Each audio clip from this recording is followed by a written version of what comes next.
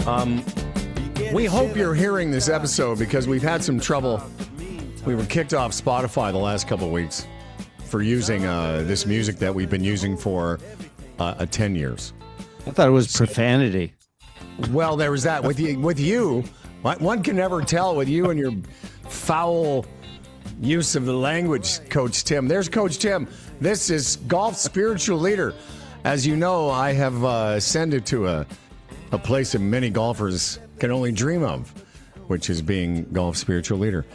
And being humble. And very humble about it. Listen, yeah, so we're not sure if you're here. Like, you can get this podcast anywhere. You have Apple, all the other places. But for the last couple of weeks, we were kicked off Spotify. And we're going to address that somehow. We're either going to change. We could change the theme. Before we hit record, you and I were thinking, oh, hey, maybe I said we could just hum it. Or and you said, well, you could whistle. But I keep forgetting, buddy, you're like a professional bass player. You could come up with some kind of cool, semi-professional. Whatever. It's kind of like our guest today, which we're going to get to in a second. Well, anyway, if you're not hearing this on Spotify, that's why. Let me turn it off now. So that's why. You're getting, hopefully, what we'll do is we'll get our social media guy, Nick, to put out a notice saying, make sure you go and get it in other places. All right.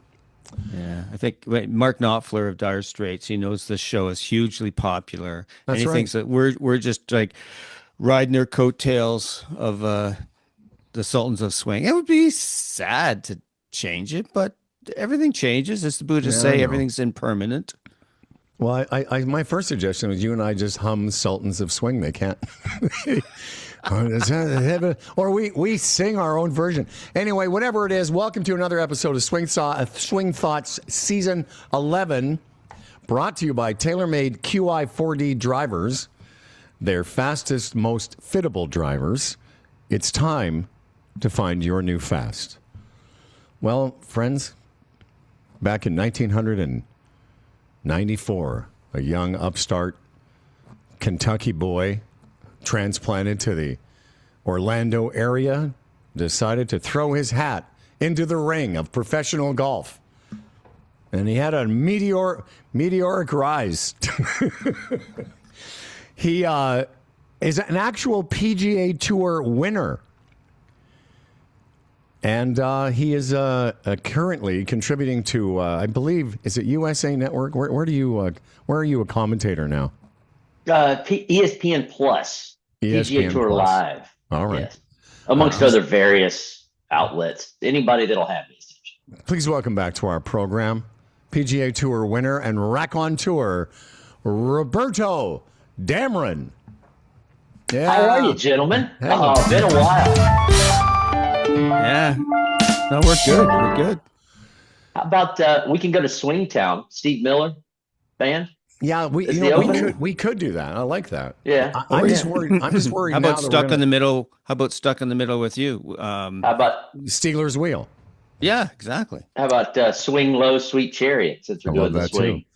Yeah. I think the only worry I have now is if Spotify has flagged us somehow, and we'll look for, because it's not just Dire Straits. It's us using somebody else's music.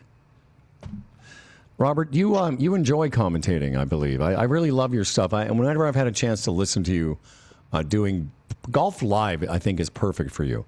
Now, you were doing the Golf Channel for a long time, ESPN. Now, what are your duties? Are you doing like early round coverage?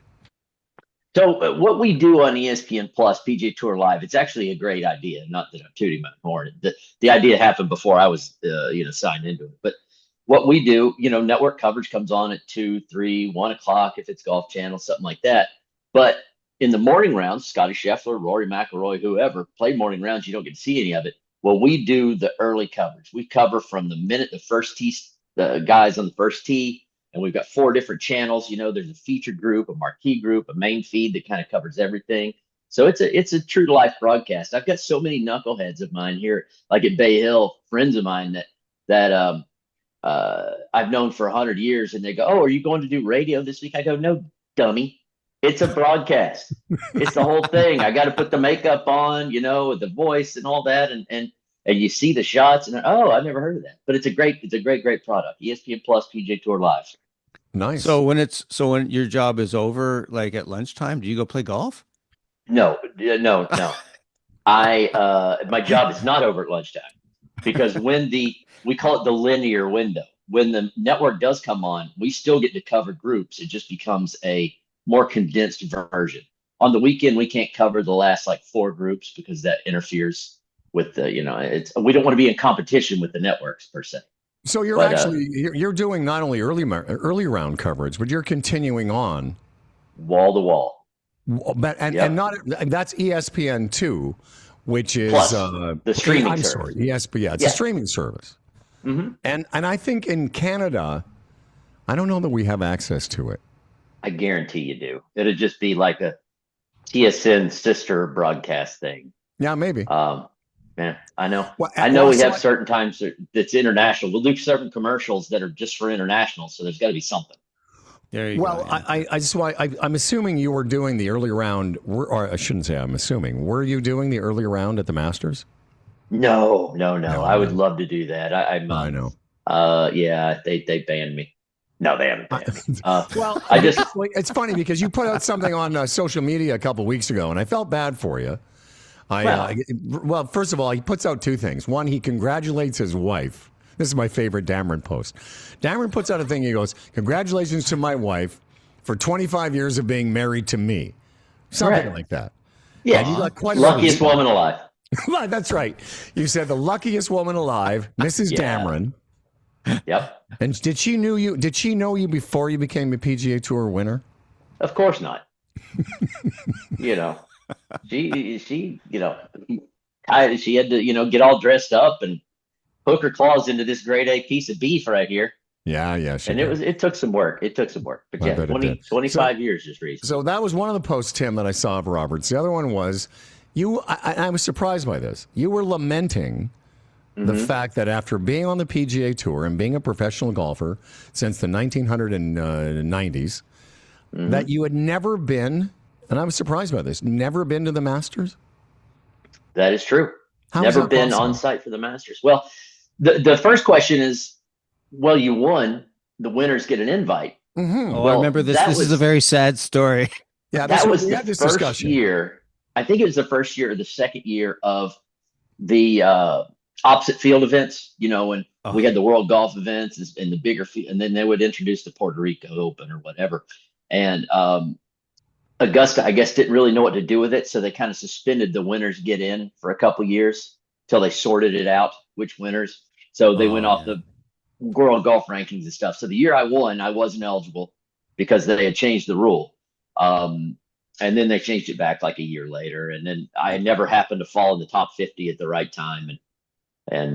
So never worked. I've played Augusta with a friend that was a member. I've been to Augusta, but never been Masters Week. Well, that's what I was going to get to, because it surprised me. I know that your father was a businessman and you had some contacts. Mm-hmm. So you've been on the property and actually played it.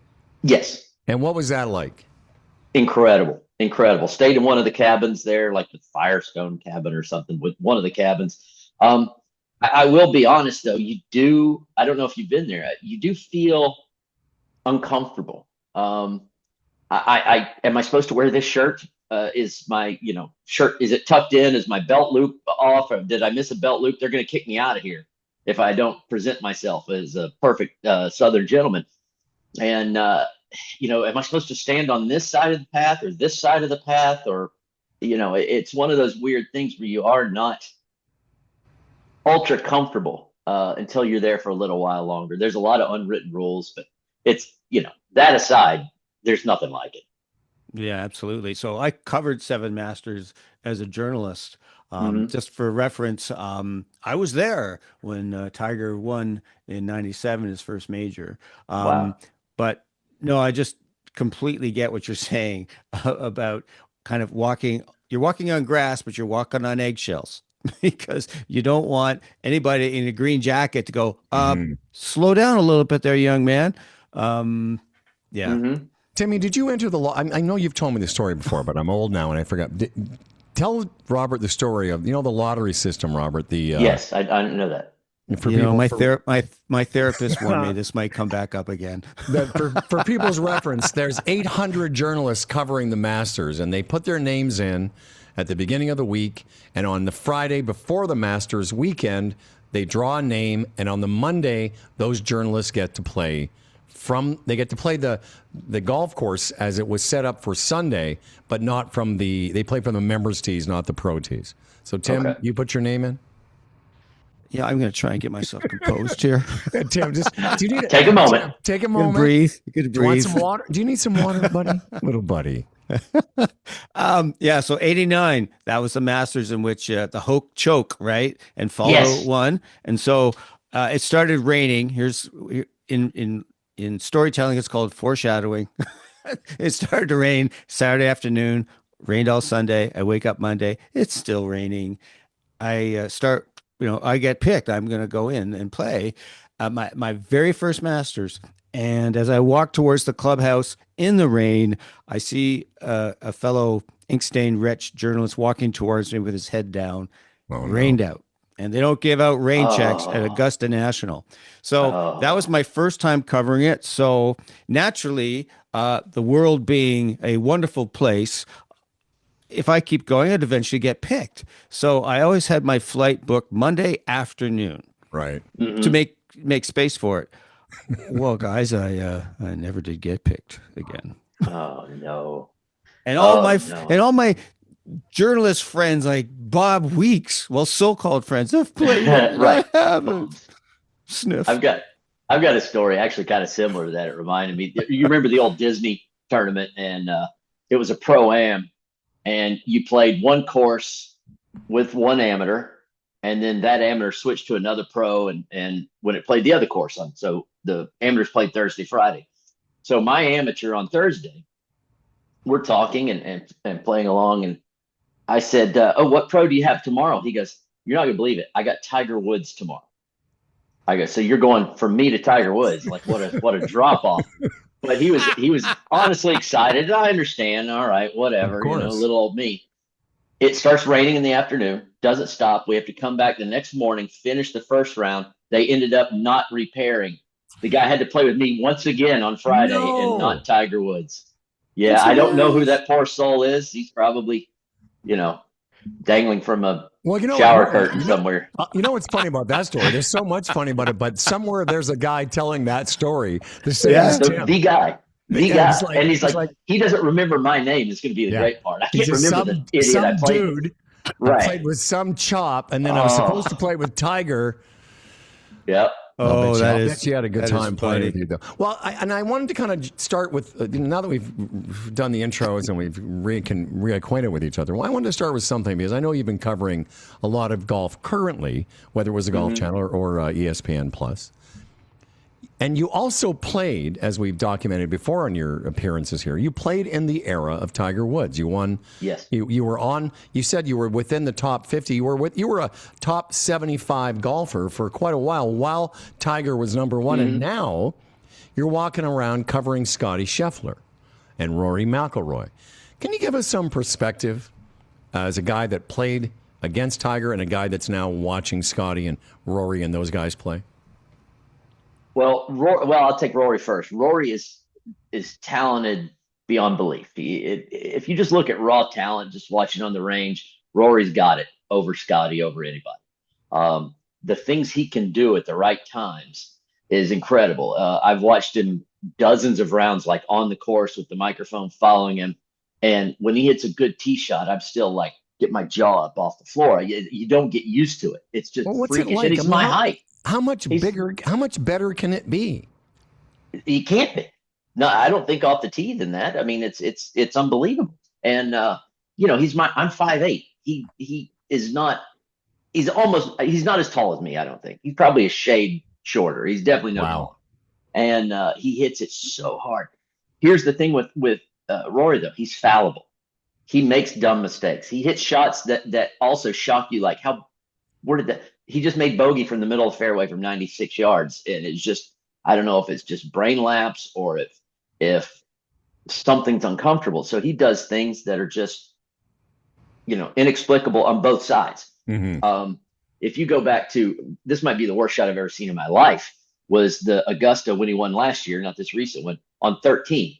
He laid up, and you've got all of Augusta National left of that pin. The slope's left. You're supposed to use, and he just flipped it. He didn't. If he shanked it, I would understand. Like, okay, you caught the hustle. This was just a push somehow, something that you've never done in your life.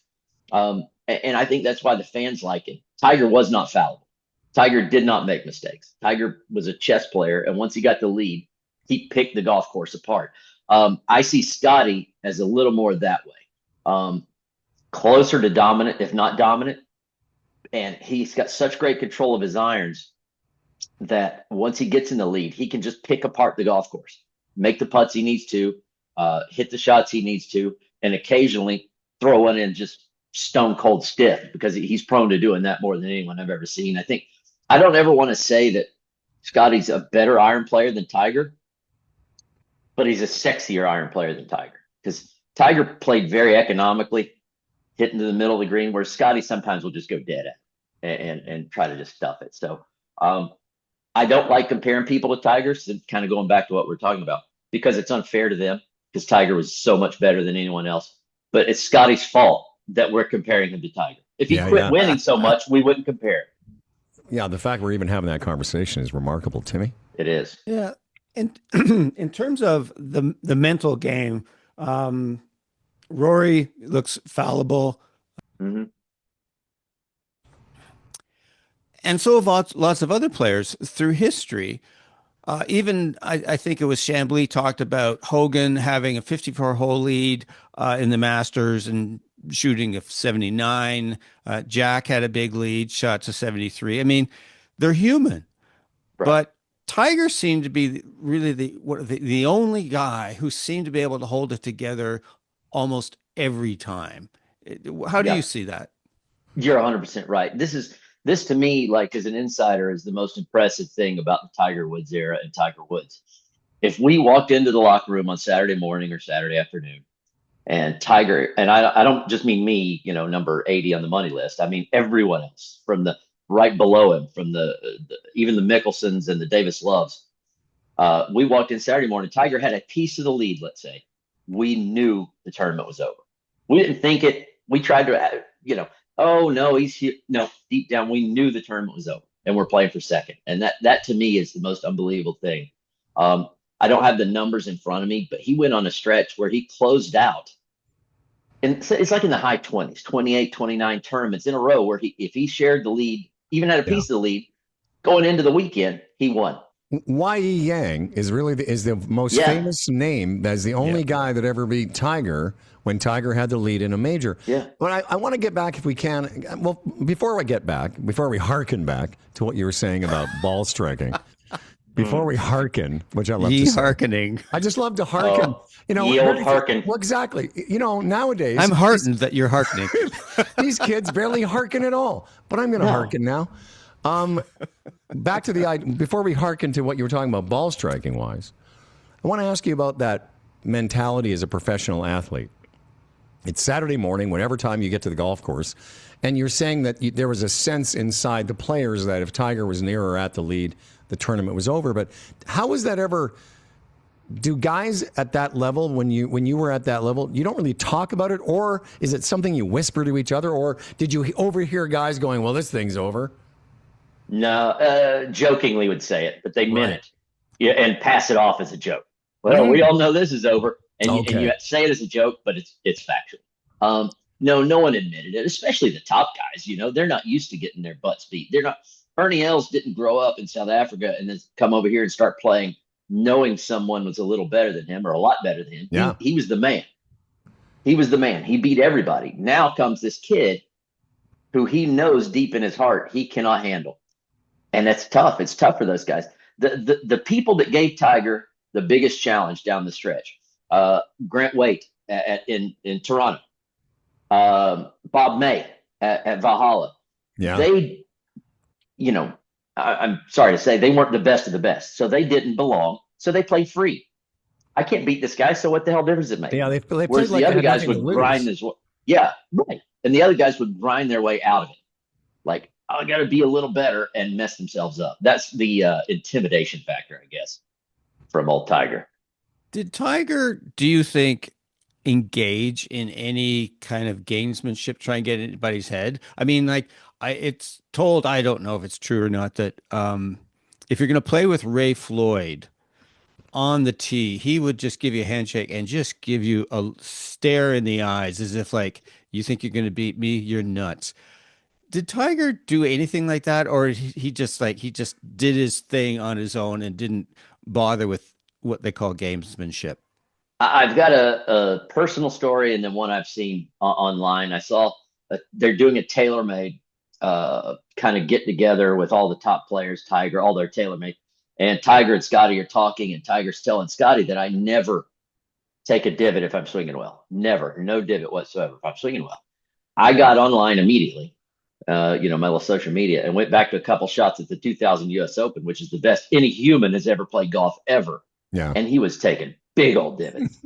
Yeah. I mean, and then I saw him do a clinic where he says, I chipped to a spot and let it run out. Then he tells Scotty, I never spot chip.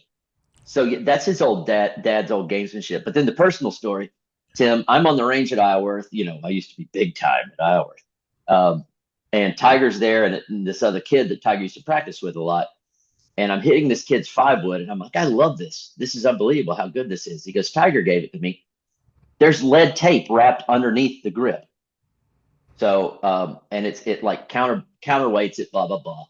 So Tiger had a truck there, like the whatever company he was with. Let's just say TaylorMade at the time. It was Nike at the time.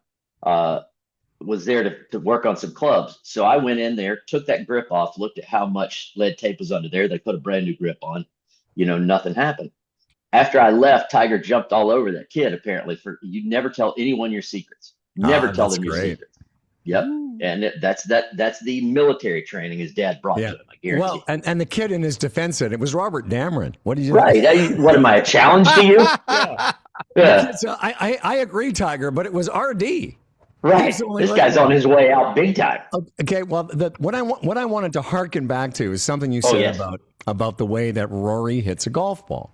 And, I was lucky enough. I was at the 2017 Scottish Open, and I got to walk around with Fowler and Rory McIlroy and Henrik Stenson. And I had a media accreditation, so I'm on the tee. I got the lanyard, and I watched these three guys tee off in a par 4 into the wind.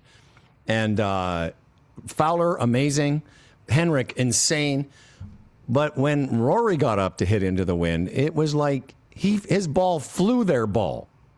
Yes. Into the wind. And I remember I was with Shackelford, Jeff Shackelford. Yep.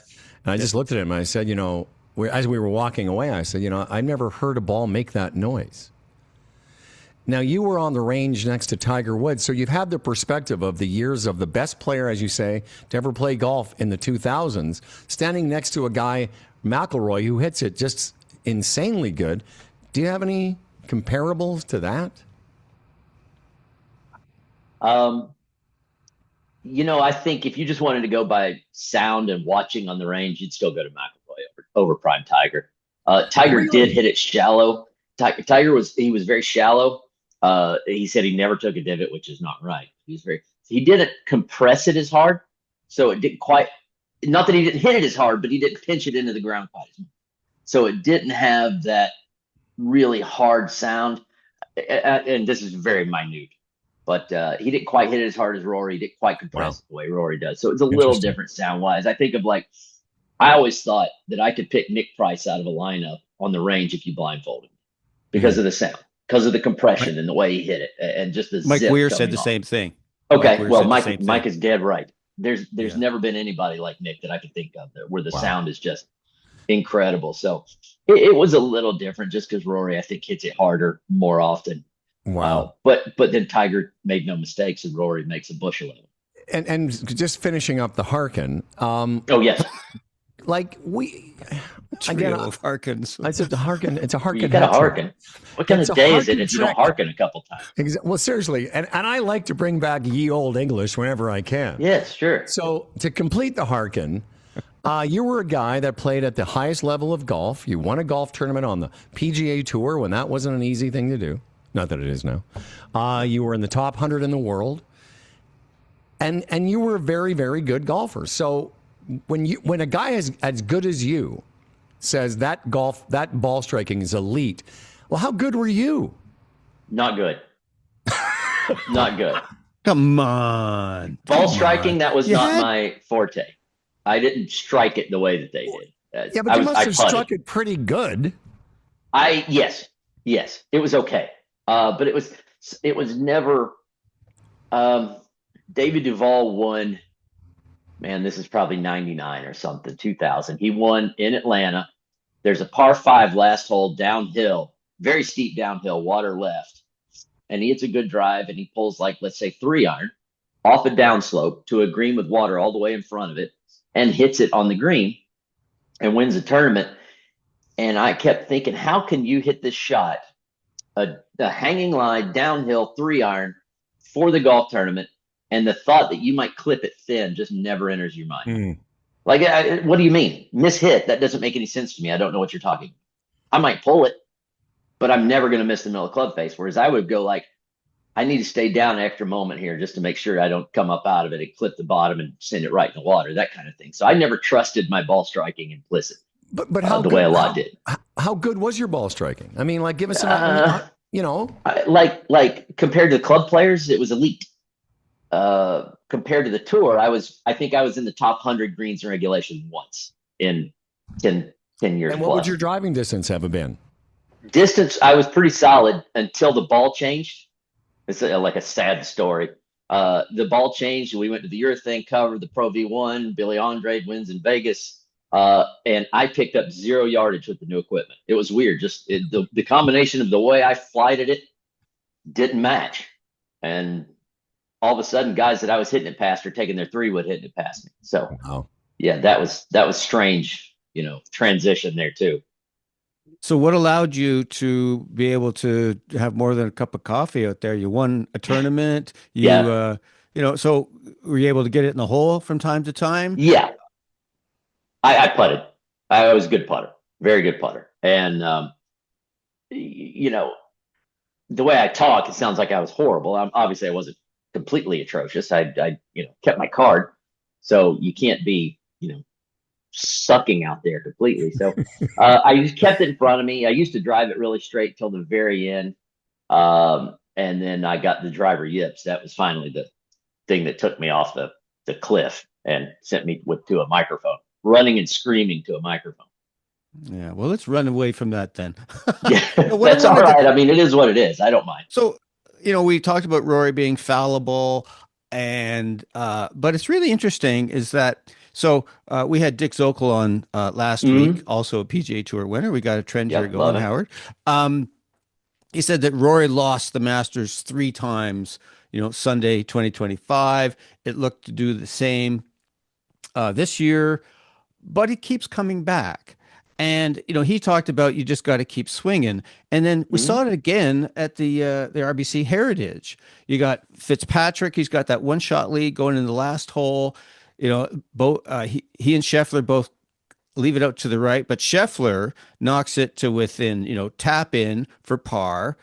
Fitzpatrick chunks or comes woefully short, bogeys. So what I'm interested in is the mentality. How do you recover from that? Similar, Tiger bogeyed 72nd hole, 2025 Masters. He's able to come back. He does that reset, with his mind. So what do you think goes on for these guys in terms of the ability to kind of feel like, oh, damn, I just gave the tournament away, which Fitzpatrick might have done. Yeah, and then he comes back and stripes that 4-iron to within whatever, makes the putt and beats Scottie Scheffler. What goes on mentally for them to keep going like that?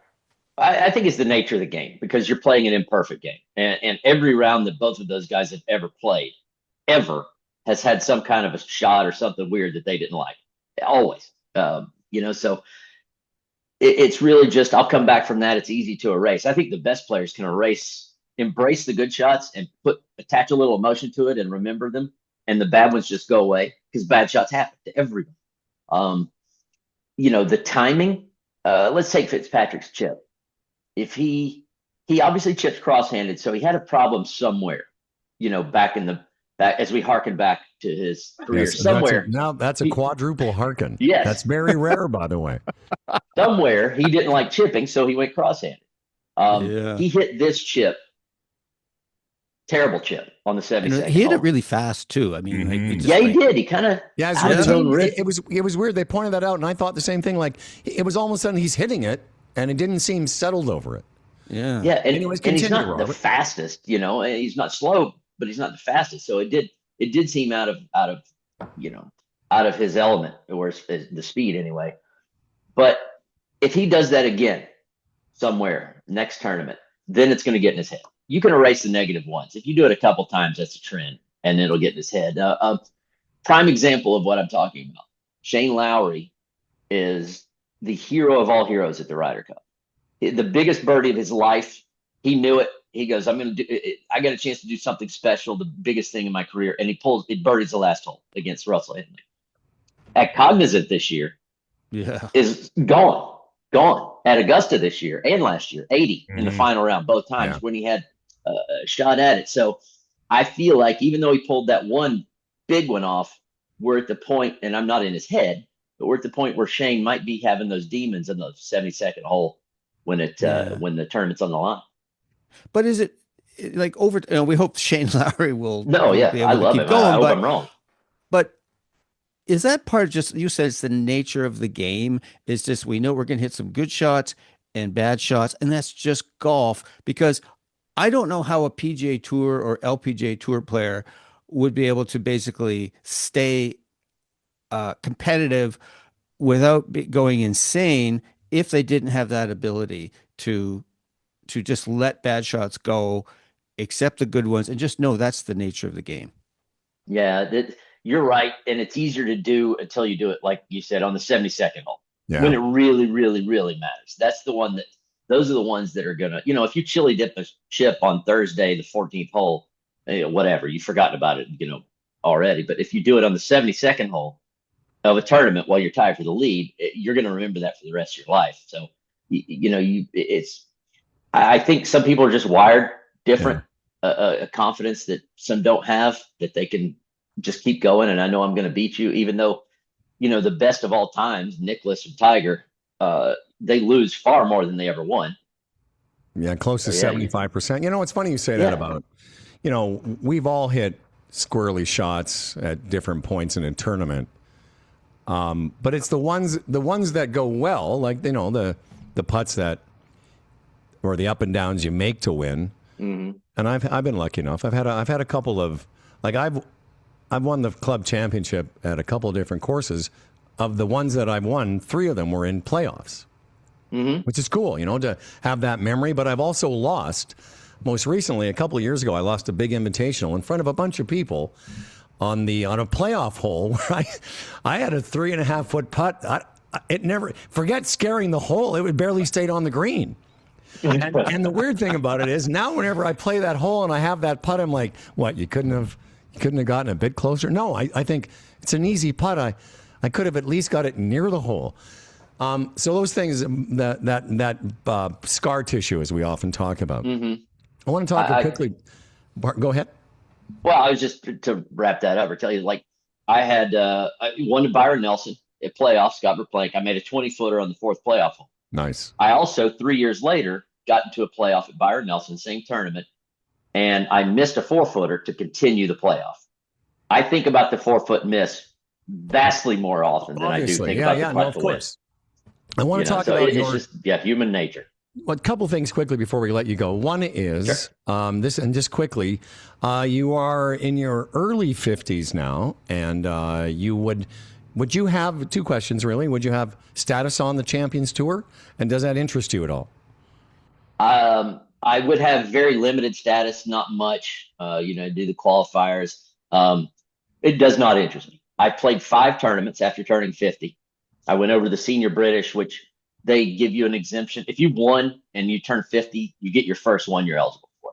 Nice. And then because of my effervescent personality, I got 4 other exemptions, where they're more than happy to have me there and maybe talk about it if I'm on TV and promote. Yeah, no interest at all? No. I played those 5. I enjoyed it. I got good enough to where I wouldn't finish last. That was really my goal. Like, go practice to where you're not going to just completely embarrass yourself. I had a lot of fun. Like the fourth of 5 tournaments that I played, I was sitting in a hotel room, and it's like middle of the day. Should I go back to practice a little? Should I not? I didn't have anything to do. And I'm like, what the hell am I doing here? Mm-hmm. I'm in a Sioux Falls, South Dakota hotel room chasing this thing that I really don't want to chase anymore. So Well, I got to see the guys. I got to play a little, and that's it. I got to tell you, before you jump in, Tim, I had the same, literally word for word, the same experience the last time I got booked into a comedy club for the whole weekend. Like, I do lots of one-offs and corporate events, but I got booked into a club Thursday, Friday, Saturday. 2 shows Friday, 2 shows Saturday. Between the first and second show Saturday, I'm in the green room. I had the same thing. I'm in Niagara Falls, Canada. I'm like, what? I just wanted to go to bed. It's 10:30. I'm in bed by 10. I still had a whole other show. And I was texting my girlfriend at the time. I'm like, I have no idea what I'm doing here. I mean, it was fun for Friday night. It was fun, the first show. Yeah. And then, but 2 shows, I was like, I don't really want to put myself through this. So it must be similar. Well, I was just thinking about, I think about bands when I go on 50 city tours. What do you freaking do all day? You're on stage for, 2.5, 3 hours, glorious, backstage, all that kind of stuff. And then, like, what do you do all day? And so I think that's a part of tour life that a lot of people just don't get. And you imagine what it'd be like on the so-called development tours. It's got to be brutal. Mm-hmm. Oh, yeah. It is brutal. I think the answer is booze and women. The Well, I was bands, gonna say what they do. That's all the day. old. That's old style. That's old Oh, style. now they play Call of Duty or something. I don't know. That's right. Yeah, but not I on can just tour, of course, imagine. never. Damron used to have to beat off the groupies, and Right, I'll just leave that statement alone. Exactly. Anyway, one last thing. One of the things we've talked a little bit about over the last couple months as we get ready for the 2026 season, and today's the 22nd of April. I have a qualifier for the first tournament I have is on May 11th, and I've talked to different people about goal setting. Tell me a little bit about that in terms of what you did as a player. Did you do that every year? And what do you think about the nature of goal setting as to putting pressure on or feeling you have to perform? And what are your thoughts about that? I had a weird goal each year, actually each tournament. I always felt like if I said, hey, I'd like to win this tournament, but then Tiger plays better than me that week, I'm going to lose. Setting winning as a goal or making X amount, like performance goals to me were very hard. Okay. I didn't want to focus so much on it. Now I know if my bunker game's lagging, I'm going to go work on it. I'm going to practice, but I didn't make that a goal per se. My goal, and I promise you, is to leave a tournament happy with what I did. Did I practice enough? Sure. Did I try hard? Yes. Did I throw bad shots away? No, I didn't. Did I finish 17th? Yeah. But you know what? I did a nice job. So I would not let that 17th place bring me down. I wanted to just leave there happy and content with the work I did and the way I played on the golf course. So amazing. No, I didn't do performance goals. So process, I think that's what we've learned a lot from most of the conversations we've had, Tim, that process goals are really what people should focus on. Performance goals lead to extra anxiety and pressure, I guess. Yeah. Because you can't control it. Right. You can't control your swing, can't control whether you're going to play with Tiger, the weather, or whatever stuff happens. But yeah, I love that. I always tell people I work with, if you can look in the mirror and say, you know what, I did my best. I was prepared. Yeah. I did all the things, so I can be happy with that. But, and some days, as Scott Fawcett says, the hole gets in the way and you might win. Right. Exactly and some days it doesn't. But as long as you can say, I did my best, like, really, I think that's just a very smart way to go about it. Well, before we say goodbye, I would like to just present, for your edification, a musical Harken. Oh, Harken back. There the early 70s. Harken back to Steve Miller. Listen, Robert Damron, look for him and listen for him on ESPN Plus. And Listen, man, I love having you on, and thanks again for. Thank you. Here's the real truth. Tim and I talked last week. I said, hey, I'll send a note to Robert, see if he'll come on the show. And then Tim sent me a note yesterday. Said, is Damron on tomorrow? I'm like, oh yeah, I was gonna ask him. Whoops.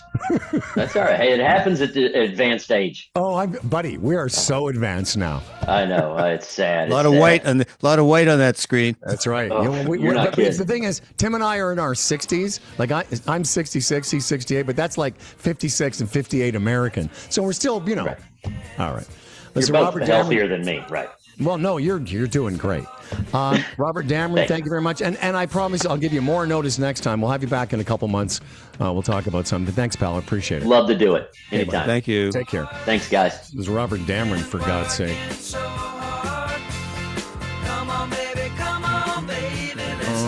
All right. You can just let yourself out. Off you go. When you're gone, I'll talk about you. Just got to figure out how. You know how I met him? I'm not sure if we told this story for a while, but I had a friend who played the Canadian Tour who lived at Bay Hill, where Robert lives. And so my friend, like a lot of PGA Tour pros, and he was Canadian Tour, but he had, he's trying to qualify for the PGA Tour. A lot of them practice out of Bay Hill. Lots of them. On the range there during the off-season, you'll see a bunch of pros, and of course Palmer was there every day, and Robert and his father played in the shootout every day. So, and Robert was friends of my friend, and I got to know him a little bit. Anyway, when he came to Canada for the Canadian Open, because I'd met him in Orlando, he looked me up. Him and my buddy came to see me when I was hosting Ed's night party on City. So, and Robert, who, as you can tell, is a bit of a character, he just thought the fact that I was a talk show host talking to a sock, he thought that was great. So that's how we bonded. And that's cool. I got to golf with him a little bit. I took him out to the National. I was playing there at the time. And, he talks. Remember what I said to him I said, give us the difference. He says, about how good he hits it. And he said, versus a club golfer, he said elite. And he was. He's very self-deprecating, Robert. But of course. I played a few rounds with him. And this was when I was a younger man, and I could still hit a golf ball. And he was so much better than me. I was scratch at the time. So much better than me in every aspect of the game. It wasn't even funny. Like, in every aspect. Like, I could hit the odd shot that kind of looked like his, but not very many. And I just remember thinking, wow, well, that's the difference. Like, he was on TV a couple weeks before we had played once. And I think he was playing against Greg Norman. And there he was 2 weeks later playing with me. And I was giving him the gears. I was like, dude, he hit a couple of bad shots. And I asked him, how can you, and whatever he shot that day, 74 or 5. I said, how can you shoot 74 or 5 now? And then he said, because I have the ability to shoot 67 when it counts. And I'm like, yes, you do. I don't have that ability. Well, in that vein of the difference between a club player and a PGA Tour player, isn't there a little story about him and you playing at the National and you getting a little pouty? Didn't he have a little? Yeah, that's where that story originated. He looked at me after I threw a club or something, and he actually said this. Other people have said this to other people, but this was the first person to say, "You know what? You're pretty good, but you're not good enough to get this mad." And he was right. I love that. Go ahead. Hey, just got to correct some data. Yes. The number of times that I've gone around the sun now has changed to a new number. That's right. Monday, I'm I'm sorry. You don't need to be sorry. I'm 69 now. Buddy. I'm in my 70th year. Oh my God. I know. I apologize. Freaking year. That's all. When you said that, I don't know. I didn't have any. I have no notifications about your birthday. You're not a Facebook guy. You're not a Facebook guy, obviously. Sorry. Well, happy birthday. That's fine. And you made some mention. Was a tough celebration. I can only imagine. Yeah. It's the first. It's one of the first milestones since Corey passed, and so it's just part of the deal now. We just know that Easter was tough, and now my birthday and Corey's birthday is coming up next week. That's going to be brutal. But we're Sandy and I are working with some friends on how we can spend the day to honor Corey and get through it with some friends. So, yeah. Yeah, it's going to be brutal. That's right. That's a great way of describing it. Before we go, we had been talking a lot about McIlroy, and I had taken this clip. I'm not sure if I had it ready for last week, but I have it now. And, this is a show about mental performance. That's why I wanted to ask Damron about goal setting. Yeah. Because, I've sort of struggled a little bit with it. I talked to you about it. We talked to Carl, I think, and Kent. And, part of it is because I've got a goal to play in a couple of big tournaments this summer. And I'm trying to find a way to not make them bigger than they are. They're just tournaments. And I've played in dozens of them. But again, what he said, reiterating the idea that, you can be, as long as you're focused on process goals, then there's room for you to have success on a different plane than just did I qualify or didn't I qualify? Because I've got 3 big qualifiers coming up. I could literally not qualify for any of them.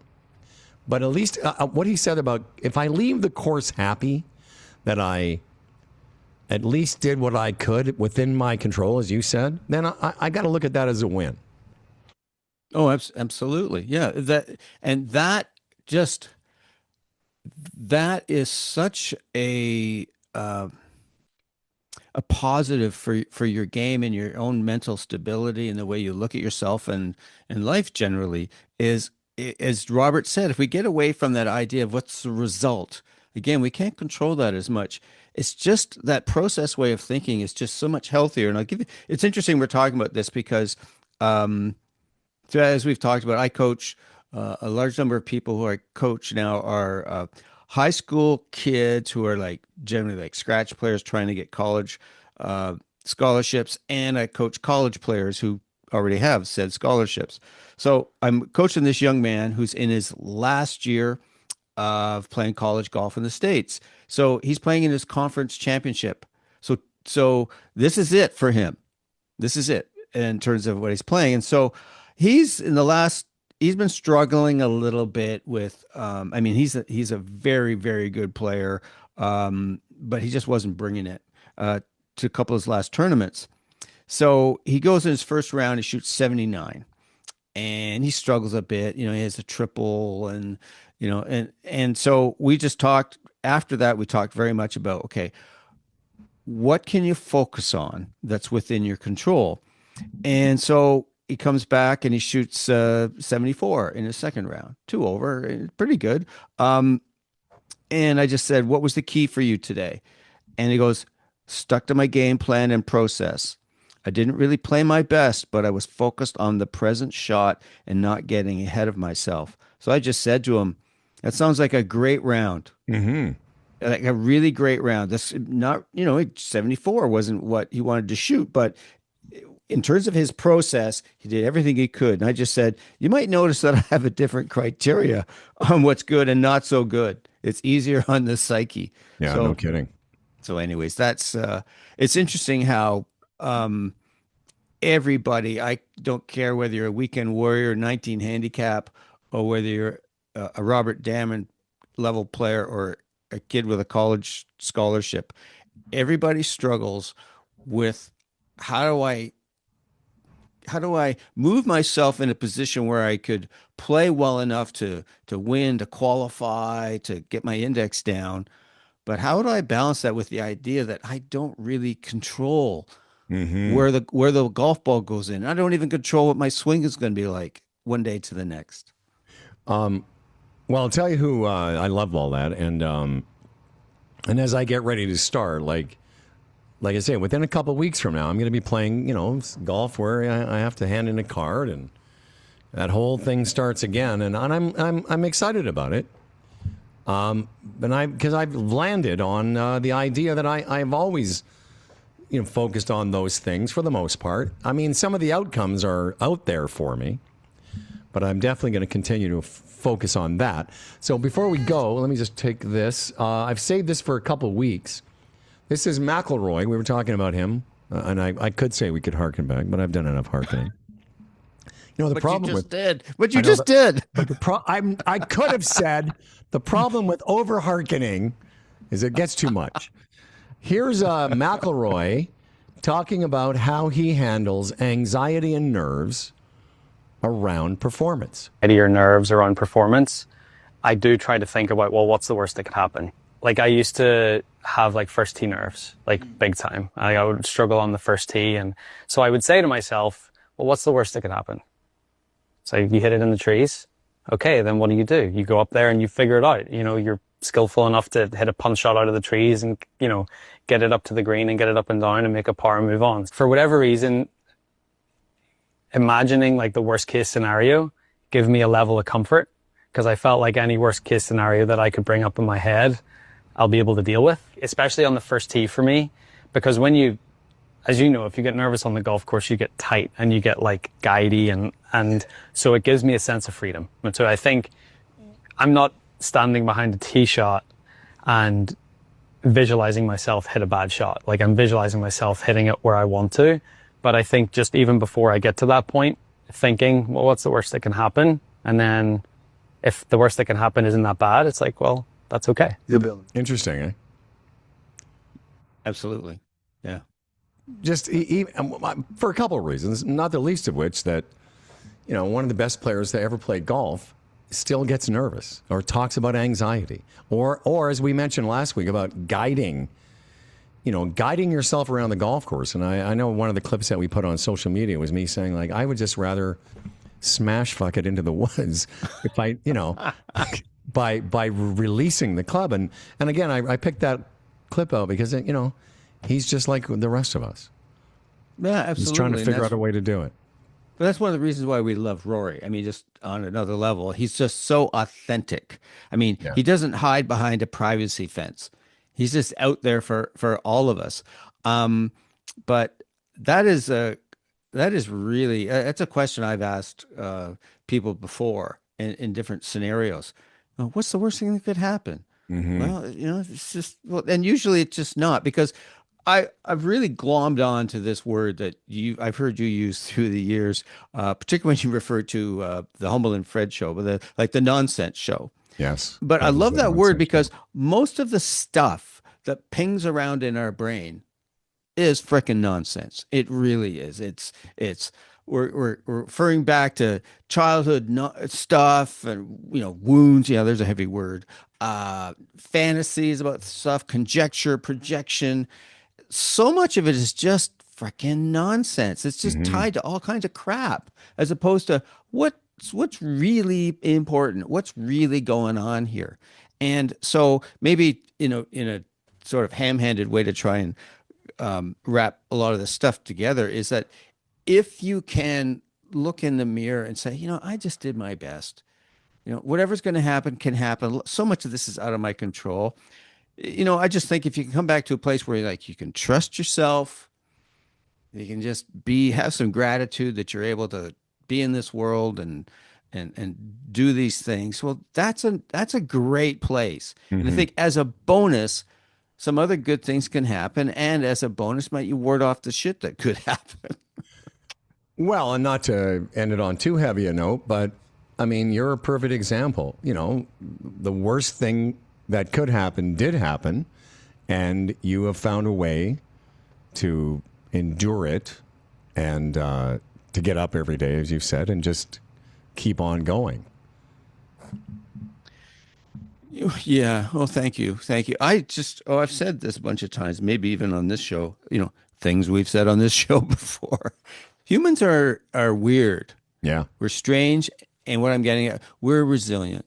It's just, there's something that there's just kind of this North Star, there's this force within a source, you know, whatever your belief system is, you know, universe, energy, God, whatever. These things they just keep pulling us forward. Yep. But it does require from time to time talking to some other people, finding a place to be quiet, to enjoy some solitude, and just to let go of the nonsense, because it's just so pervasive. And I mean, can't help but going here, really. I mean, we're in a place in society now where there's so many people who are just in a tough spot. The rate of suicide is out the roof. Really is. I know so many people. Well, especially among young people. Well, yeah, I know so many people who have lost children now, and it's just fucking terrible. And then just to bring it back to the trite, which is golf, it goes to what Rory was just saying. You think about, well, I could get up here and what's the worst that could happen? I hit it in the trees. And, well, I've hit it in the trees before, and I'm sure I'll be able to figure out some way to advance the ball. So if that's the worst that can happen, if we know that on whatever shot it's giving you trouble in a round, maybe it frees you up a little bit. Coach Tim, always a pleasure, my friend. You're a sweet man. You continue to astound me. Tim O'Connor, O'ConnorGolf.ca, I believe. Yeah, after 11 years, I think you've got it right. And Nick Frias, come on and tell us where people can connect with us on social media. Are you still there? I'm still here. Are you playing one of your video games? No, He's got his Oilers hat on. He's got his Oilers hat on. Oilers hat today. They played today. So Instagram and Twitter will be swing_thoughts_podcast. And YouTube, all one word, Swing Thoughts Podcast. A sneak peek episode, or sneak peek clip for Friday's episode will be out on Thursday, too. Yeah, you're a good man. Thank you, Nikki. Yeah, people look for this. Look for Nick's amazing work. That's very nice. This amazing young man does great work. And of course, Humble and Fred at humbleandfredradio.com. We'll see you all next week. And by the way, is this booked? Is this confirmed? This is in the books, folks. Next week, indeed, the return engagement of the man who we formed a drinking game around. That's right, Fred Shoemaker. Fred Shoemaker. And we will hearken back again 1 week from today.